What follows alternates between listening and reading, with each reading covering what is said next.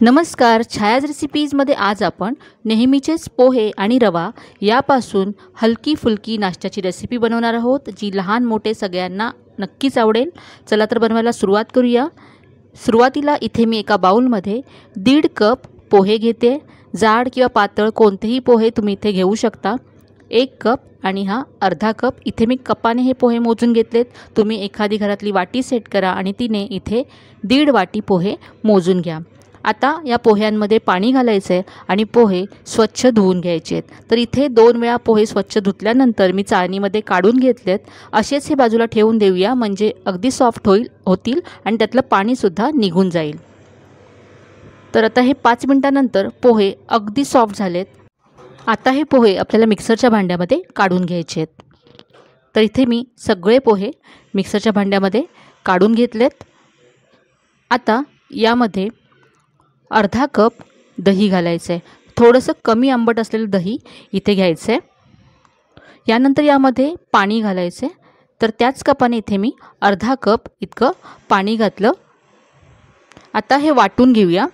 तर पहा, अगदी स्मूथ असं हे वाटून घेतलं आहे. ही पेस्ट आता आपण एका बाउलमध्ये काढून घेऊया. सगळी पेस्ट बाउलमध्ये काढून घेतली.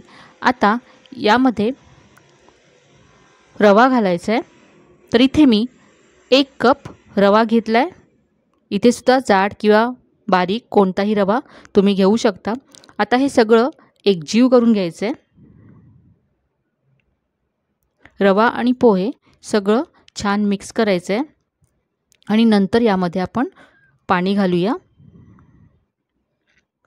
मिक्स केलं आहे. आता इथे मी 1 कप पाणी घातलं. पाणी तुम्हाला कमी जास्त लागू शकतं. तुम्ही याची कन्सिस्टन्सी लक्षात ठेवा. हे सगळं एकजीव केल्यानंतर पहा, सगळ्या गुठळ्या काढून घेतल्यात आणि स्मूथ असं मी तयार करून घेतलं आहे. आणि हे असं आहे पहा. नेहमी आपण जसं इडली बनवतो तर इडलीच्या बॅटरप्रमाणे आहे हे. तर यामध्ये रवा आहे. तर हे आपण थोडा वेळ झाकून ठेवणार आहोत आणि नंतर हे आणखी जर घट्ट झालं तर आणखी पाणी घालू. तर हे आता मी 10 ते 15 मिनटं झाकून असं बाजूला ठेवून देते. तोपर्यंत आपण चटणी बनवूया. तर चटणीसाठी इथे मी अर्धी वाटी डेसिकेटेड कोकोनट घेतलं आहे. तुम्ही ओलं खोबरंसुद्धा इथे घेऊ शकता. यानंतर यामध्ये 2 पाकळ्या लसूण आणि थोडंसं आलं घातलं आहे. आता यामध्ये जेवढं तुम्हाला तिखट हवं त्याप्रमाणे हिरव्या मिरच्या घालायच्या आहेत. यानंतर इथे मी थोडीशी कोथिंबीर घातली आहे. चवीप्रमाणे मीठ घालायचं आहे. याबरोबरच मी 1 चमचा इथे भाजलेली चण्याची डाळसुद्धा घातली. आता यामध्ये गरजेप्रमाणे पाणी घालून ही चटणी वाटून घ्यायची आहे. चटणी वाटून तयार आहे. बाउलमध्ये काढून घेऊया आणि चटणीवर घालण्यासाठी फोडणी तयार करूया. तर फोडणीसाठी इथे मी 1 चमचा तेल कडकडीत गरम करून घेतलं.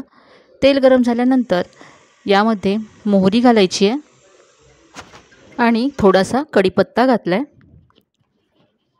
ही मस्त अशी फोडणी चटणीवरती घालायची आहे आणि छानशी चटणी तयार आहे. चटणी तयार आहे. आता आपण पुढची कृती करूया. तर इथे जे आपण पीठ तयार करून ठेवलं होतं त्यापासून आपण आज इडली बनवणार आहोत. तर यासाठी इथे मी इडलीच्या भांड्याला, इडलीच्या मोल्डला असं ग्रीस करून घेते तेलाने. तर दोन्हीही भांडी इथे मी ग्रीस करून बाजूला ठेवून दिलेत. आता जे आपण पीठ झाकून ठेवलं होतं ते पाहूया. हे मिक्स करून घेऊया, एकजीव करून घेऊया. पोहे आणि रवा यापासून आपण झटपट अशी आज इडली बनवतो आहे. तर याची कन्सिस्टन्सी तुम्ही पाहू शकता. नेहमीच्या इडली बॅटरप्रमाणेच याची कन्सिस्टन्सी हवे आपल्याला. हे एकदा मी छान फेटून घेते. हे छान असं फेटून घेतल्यानंतर इथे 1 पॅकेट इनो फ्रूट सॉल्ट घालायचं आहे.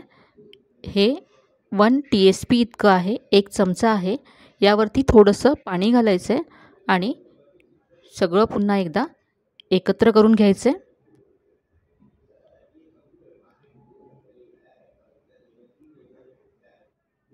आता यामध्ये मी चवीप्रमाणे मीठ घातलं आहे. इनो घातल्यानंतर लगेचच आपल्याला हे इडलीच्या मोल्डमध्ये घालून इडली शिजवायला ठेवायची। यासाठी मी कढईमध्ये आधीच पाणी गरम करत ठेवलं आहे। इडलीच्या मोल्डला आपण ग्रीस केलं होतं, त्यामध्ये 1 चमचा पीठ घालायचं आहे आणि गॅसवरती मी कढईमध्ये जे पाणी गरम करत ठेवलं होतं यामध्ये हे इडलीचं स्टँड आहे ते ठेवूया। इथे पाणी गरम आहे, गरम पाण्यातच इडलीचं स्टँड ठेवायचं आहे म्हणजे इडली अगदी परफेक्ट होते। आता यावरती झाकण ठेवायचं आहे आणि 10 ते 12 मिनटं ही इडली शिजवून घ्यायची आहे। साधारण 12 मिनटं झाली आहेत, आपण पाहूया। पाहू शकता मस्त अशी ही इडली फुगली आहे, आकाराने डबल झाली आहे। अगदी हलकी फुलकी अशी ही इडली तयार होते आणि अगदी पांढरी शुभ्र होते। इडली आता आपण थंड करून घेऊया आणि थंड झाल्यानंतर काढून घेऊया। तर इडली पहा मी काढून घेतले, अगदी पांढरी शुभ्र अशी जाळीदार इडली तयार झाली आणि अगदी इन्स्टंट अशी रेसिपी आहे। पोहे रवा हे तर आपल्या घरी उपलब्ध असतंच, तर नेहमीचे कांदा पोहे उपमा बनवण्यापेक्षा तुम्ही एकदा ही रेसिपी नक्की बनवून पहा। सगळ्यांना तर इडली आवडतेच, ही रेसिपीसुद्धा सगळ्यांना आवडेल। सकाळच्या घाईच्या वेळेससुद्धा तुम्ही जर तुम्हाला इडली खायची असेल आणि पीठ तयार नसेल तर अगदी झटपट ही इडली तयार करू शकता। चटणीबरोबर ही मी सर्व केले, तुम्ही सांबारसुद्धा बनवू शकता आणि अशी मस्त ही अशी आपली पहा इडली तुम्ही आतूनसुद्धा पाहू शकता किती मस्त जाळीदार आहे आणि हलकी फुलकी आहे। तर आजची ही रेसिपी तुम्हाला नक्कीच आवडली असेल। रेसिपी आवडली असेल तर व्हिडिओला लाईक करा, शेअर करा। चॅनलवर नवीन असाल तर चॅनलला सबस्क्राईब करायला विसरू नका। आजची रेसिपी तुम्हाला कशी वाटली ते सुद्धा कमेंटमध्ये नक्की सांगा। त्याचबरोबर ही रेसिपी तुम्ही कुठल्या शहरातून गावातून पाहताय ते सुद्धा सांगायला विसरू नका। चला तर मग पुन्हा भेटूया अशा छान छान आणि नवीन नवीन रेसिपीजसह। तोपर्यंत धन्यवाद।